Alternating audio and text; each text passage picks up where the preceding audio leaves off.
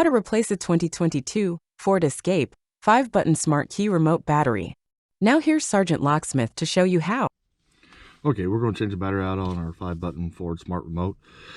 Doesn't matter if you've got the trunk, the hatch, tailgate right here. It's all the same principle on these. Just the button configuration will be a little bit different. That's it.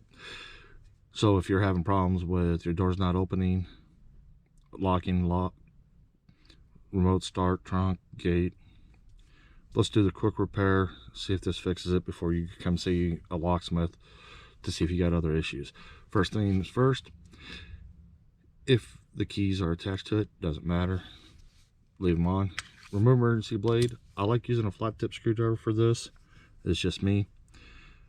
Notice this is where your emergency blade is. Come to the opposite side, you'll see this indentation. Take your flat tip, put it in there, just twist it and twist. You notice it wants to pop up.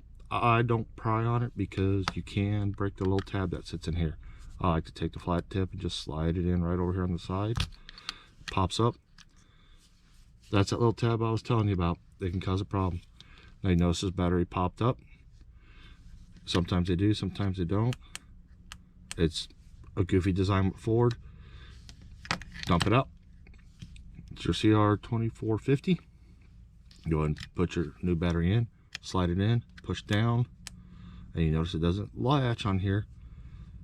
You can turn around and even try that. It won't work.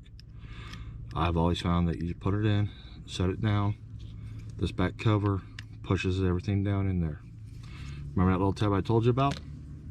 Slide it in. We push down.